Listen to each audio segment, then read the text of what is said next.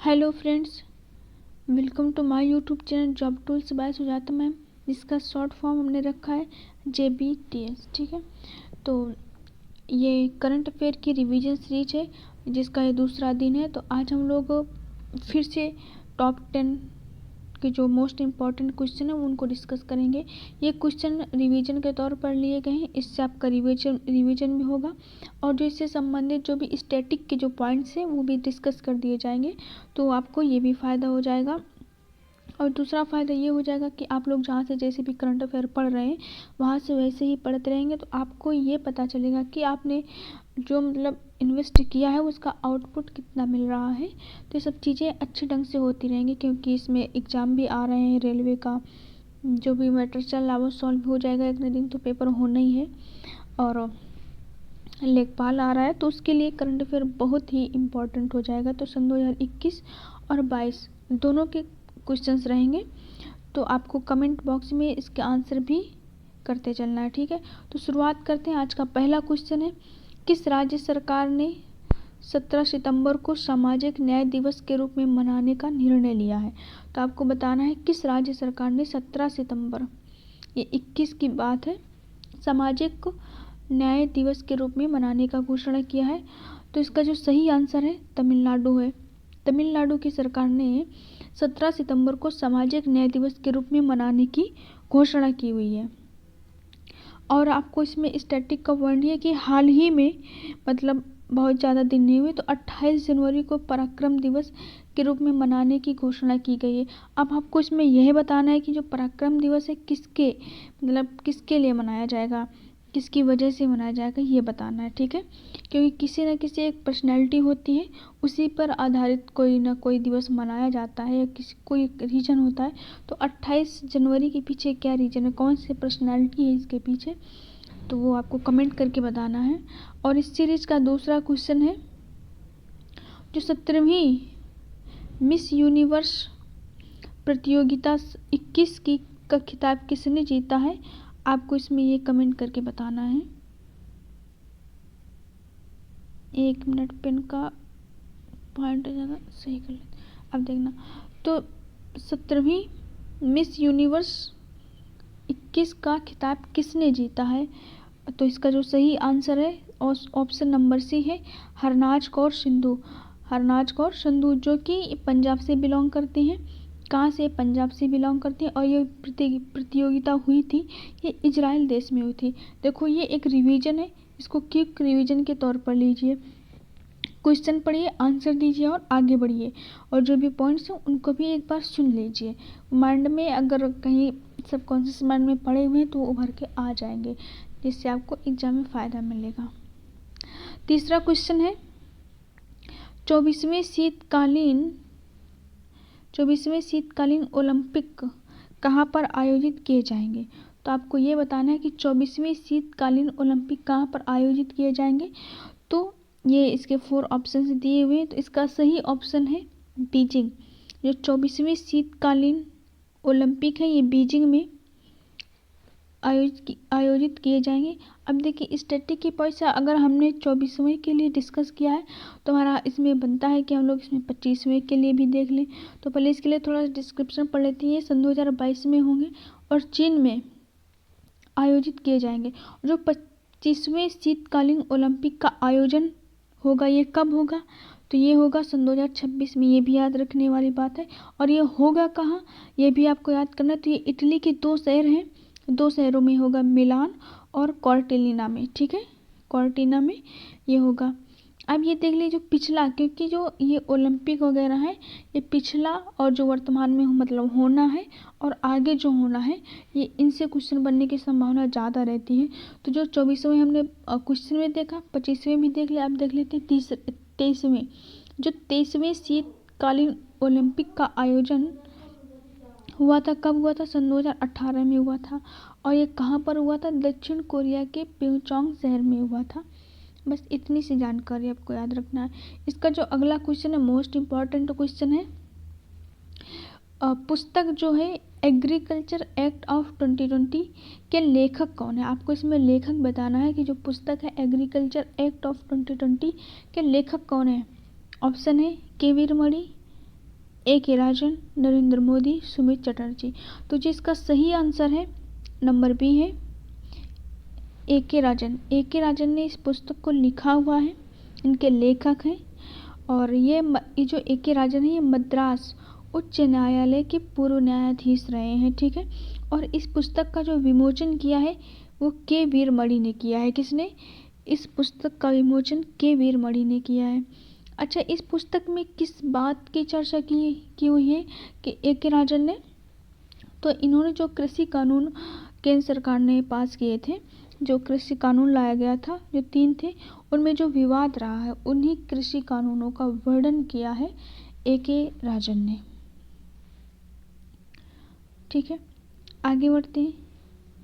नीति आयोग के CEO का कार्यकाल जून सन 2022 तक बढ़ाया गया है, जो कि 1 वर्ष बढ़ाया गया है। तो अब कब तक रहेंगे? जून सन 2022 तक रहेंगे। तो उनका नाम बताना है, उनका क्या नाम है? ऑप्शन ए है Amitabh Kant, option B Rajiv Kumar, option C Narendra Modi और ऑप्शन डी अरविंद पनगड़िया। तो जो इसका सही आंसर है वो है अमिताभ कांत। अमिताभ कांत। नीति आयोग का गठन, अब देखो अमिताभ कांत इतना पता चल गया, लेकिन अब नीति आयोग के बारे में थोड़ा सा जो स्टैटिक पॉइंट्स है वो डिस्कस कर लेते हैं। तो नीति आयोग का गठन कब हुआ था? तो 1 जनवरी सन 2015 को नीति आयोग का गठन हुआ था। और इस किसके स्थान पर इसका गठन हुआ था? योजना आयोग के स्थान पर इसका गठन किया गया था। अब नीति आयोग का फुल फॉर्म भी पूछा जाता है, बहुत पूछा जाता है। तो नीति आयोग का फुल फॉर्म है national institution for transforming India. अगर हिंदी में बात करें तो राष्ट्रीय भारत परिवर्तन संस्थान, ठीक है। नीति आयोग का ये मोस्ट इम्पॉर्टेंट है, इसको याद कर लीजिए। और इसका मुख्यालय दिल्ली में है। और देखिए जो नीति आयोग के जो अध्यक्ष होते हैं वो प्रधानमंत्री होते हैं। तो वर्तमान में प्रधानमंत्री कौन है? नरेंद्र मोदी। तो इसके वर्तमान अध्यक्ष भी कौन होंगे? नरेंद्र मोदी। और वर्तमान CEO अमिताभ कांत। अब इसमें आपको ये बताना है कि जो नीति आयोग है, नीति आयोग के पहले अध्यक्ष कौन थे? आपको कमेंट करके बताना है कि नीति आयोग के पहले अध्यक्ष कौन थे, ठीक है। आपका एक क्वेश्चन है। अगले क्वेश्चन की ओर बढ़ते हैं। 6वां क्वेश्चन है, पलानी मुरुगन एक मंदिर है के पंचामृतम प्रसाद को GI टैग दिया गया है। यह मंदिर कहाँ पर स्थित है? पलानी मुरुगन मंदिर है, इसमें जो प्रसाद मिलता है उस प्रसाद को पंचामृतम प्रसाद कहा जाता है। ये 5 चीज़ों से मिलकर बनता है, इसलिए इसे पंचामृतम प्रसाद कहा जाता है। और इसको GI टैग मिला है, कितनी बड़ी बात है। तो ये मंदिर किस राज्य में है आपको यह बताना है। ऑप्शन है कर्नाटक, दूसरा ऑप्शन है गुजरात, तीसरा ऑप्शन है तमिलनाडु और चौथा ऑप्शन है आंध्र प्रदेश। तो ये मंदिर है किसमें? ये तमिलनाडु में है, ठीक है। सी ऑप्शन इसका सही आंसर है। अगले क्वेश्चन की ओर बढ़ते हैं। भारत का सबसे बड़ा तैरता हुआ सौर ऊर्जा संयंत्र किस राज्य में स्थापित किया गया है? आपको क्या बताना है कि भारत का सबसे बड़ा तैरता हुआ सौर ऊर्जा संयंत्र किस राज्य में स्थापित किया गया है? तो ये तेलंगाना राज्य में स्थापित किया गया है। तो तेलंगाना में कहाँ पर, ये भी कभी कभी पूछा जाता है, तो आपको ये भी याद रखना है कि तेलंगाना के रामागुंडम में स्थापित किया गया। कहाँ पर? रामागुंडम में। और इसकी इसकी जो कैपेसिटी है इसकी 100 मेगावाट इसकी कैपेसिटी है। आगे की ओर बढ़ते हैं। देश में पहली बार ड्रोन से दवाओं की डिलीवरी किस राज्य में हुई है? आपको यह बताना है कि जब कोविड काल चल रहा था उसमें बहुत सी दवाएं दी जा रही थी, तो उसमें ड्रोन से दवाएं किस राज्य में डिलीवर की गई हैं? तो इसमें आपको बताना है, पहला ऑप्शन है मेघालय, दूसरा ऑप्शन है उड़ीसा, तीसरा ऑप्शन है कर्नाटक और चौथा ऑप्शन है पश्चिम बंगाल। तो जिसका सही आंसर है मेघालय। इसका सही आंसर क्या है? मेघालय। मेघालय राज्य में ड्रोन से दवाएं दी गई हैं, लोगों तक पहुंचाई गई हैं। देश के नए वित्त सचिव कौन बने? Most important question. देश के नए वित्त सचिव कौन बने? क्योंकि नियुक्तियों से क्वेश्चन 100% बनता है और वित्त सचिव तो बड़ी बात है पूछेंगे। तो इसका पहला ऑप्शन है B R Subrahmanyam, T V Somnath, Ajay Kumar Bhalla या नरोत्तम मिश्रा। तो इसके जो देश के जो नए वित्त सचिव हैं वो बने हैं टीवी सोमनाथ। कौन है वो? टीवी सोमनाथ। आगे बढ़ते हैं। आज का आखिरी क्वेश्चन, फीफा अंडर-17 महिला वर्ल्ड कप क्या है? महिला वर्ल्ड कप 2020 की मेजबानी कौन सा देश करेगा? आपको ये बताना है फीफा अंडर-17 और किसकी? महिला वर्ल्ड कप की 2022 की मेजबानी कौन सा देश करेगा?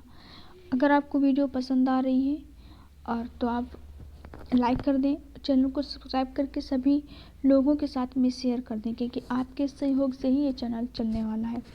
तो इसका सही आंसर है भारत। क्या है इसका सही आंसर? है भारत। अब देख लेते हैं, हमने महिला के लिए तो देख लिया, पुरुष के लिए देख लेते हैं। तो फीफा अंडर-17 पुरुष वर्ल्ड कप जो कि कब होगा? सन 23 में होगा। ठीक है, 2023 में होगा और ये कहाँ पर होगा? पेरू देश में होगा।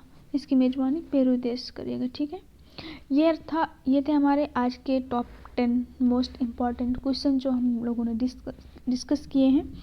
और इसकी PDF मिल जाएगी आपको टेलीग्राम चैनल पर। इसका लिंक मैंने डिस्क्रिप्शन में दे दिया है, वहाँ से आप PDF को डाउनलोड कर लें और इसके एक बार अगर पढ़ लेंगे तो हमेशा के लिए याद हो जाएगा। नहीं भी पढ़ेंगे तो भी काम चल जाएगा, क्योंकि ऐसे ही सीरीज डेली आती रहेगी। तो रोज़ सुबह 7 बजे इस क्लास को लेना ना भूलें। मिलते हैं अगले वीडियो में, तब तक के लिए बाय बाय, टेक केयर, जय हिंद।